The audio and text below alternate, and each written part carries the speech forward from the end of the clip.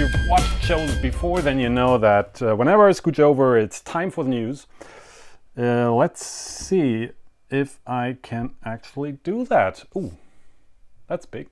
All right, so kicking off with an interview with Mark Montgomery. He has his Marmont classic out since like 2 days now, I think. 30th November, September the 30th, October the 30th. Well, the 30th, you know what I mean, was the release date for his Marmont classic. You've probably seen the teasers and everything that he did prior to the launch of this yo-yo, and now he's come together with Andre Boulay from Yo-Yo Expert to do an interview and answer some questions. So head over to YouTube and look for the Yo-Yo Expert channel, where you can find this wonderful, like roughly 30-minute interview with Mark.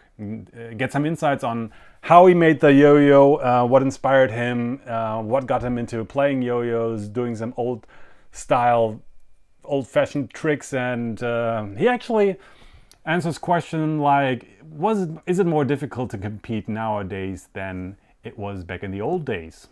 So definitely worth watching it. Speaking of competition, and here I need to make all this thing. Let's see. Oh, it worked. European Yo-Yo Competition 2015 is upon us, and it will go on when is that? 5th to 7th of March 2015 in Krakow in Poland. What's really cool is the cool and awesome people from Backspin are organizing that, or are having a big hand in that. And of course, Backspin makes great, awesome videos. So check out their latest announcement video about, or their teaser trailer about the thing. Something just beeped on me. Let's see. No, everything looks fine, so I don't care about beeping cameras. Anyway, so yeah, check out the video on the Backspin channel on YouTube. It's really awesome because it has some really cool effects and everything. So Backspin always makes really cool videos, and this one is no exception. In fact, it's one of my favorites right now because it uses the cool soundtrack and the cool effects. So definitely check out that video. Now, another competition that is coming at us in 2015, of course, is Worlds. This time in Japan, in Tokyo. First time in Asia. Pretty excited about that.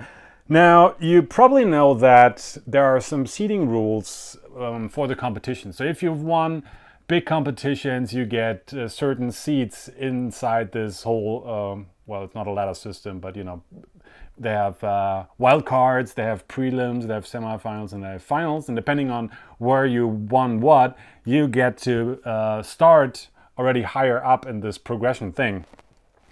Now, for 2014, it was like the current champion was seeded for the finals, and also the two winners of the multinational contest, namely the Asian Pacific champion and the European champion. The Americans didn't have a seat because they didn't have a multinational contest this year or in that period, so they didn't get a seat. But this year, around New Year's, we of course have Las Vegas Open, and that is multinational contest, and they will get a seat. And also Latin America, which is being held in Mexico, the Latin America contest also will get a seat. And to accommodate all those seats, and the International Yo-Yo Federation is expecting even more multinational competitions in the future, they decided to move down the seat position from the finals to the semifinals. So nowadays the multinational champions will not automatically enter in the finals, but will have to go through the semifinals. Now, interesting to me is that is the same position that the national champions also start. So, for example, the German champion, Carlos Braun, by the way, defending champion, he will start now in the semifinals, and it doesn't really matter to him, really, if he wins the European Championship as well in, as I just said, March, because that doesn't really improve his seed in Worlds. So I find that a rather interesting constellation where people in that one national contests get the same seeds as international or multinational contests. It's going to be interesting how that plays out, and I expect that some more changes will be made to the general seeding system in the near future. You know, it's a new concept. It's a cool concept, I think. And of course, it's bound to be improved here and there. So look out for the International Yo-Yo Federation website. That's EYYC'15.org, right? For further updates and news. And I guess you will hear and learn about that from other websites and maybe here as well. So anyway. Check out that, and if you're planning to go to any other multinational contests and everything, make sure to always keep updated on the rules. Now, on to some more yo-yos. Right.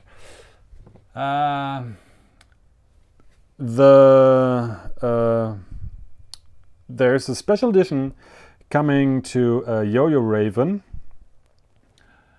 And Vilmos Zoltankis's signature yo-yo will get some awesome new colors, and they are being made with the help of, oh no, that's a koi. I don't have a Valor right now here with me, but you get the picture. If you watched episode 1, oh man, the camera just died.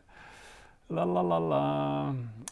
Okay, I will take care of that in a minute. Anyway, so if you've watched episode 1, you know that Yo-Yo community makes some awesome artistry colorways, and obviously Vilmos has teamed up with them to get some special colors for his shop, and he will be releasing the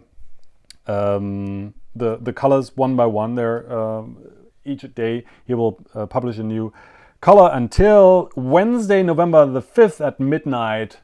They will be made available. So look out for YoyoRaven, the workshop of YoyoRaven, for those cool colors. If you haven't picked up a Valor and if you're looking for a special color, that is exactly the one that you're looking for. This is actually the first time that these artistry editions are being made available directly here in Europe, and that we don't have to get it from the United States of America, which is pretty cool. Saves shipping and everything. All right, and last but not least, here is a Kickstarter project, yet another Kickstarter project about yo-yos. And this time it comes from Mark McBride, and he wants to make yo-yos. Well, big surprise, but he wants to make yo-yos for all of us. So we can all go there and get our own yo-yo. Put in the specs in a system. You can kind of see the prototype here, down here. There's a tool where you can enter all kinds of specs, and then you press a button and voila, you get your own yo-yo. Currently, he is at, well, roughly $2,500 of the $28,000 goal that he set himself. Still 34 days to go. You can buy different packages and actually support this little project of his.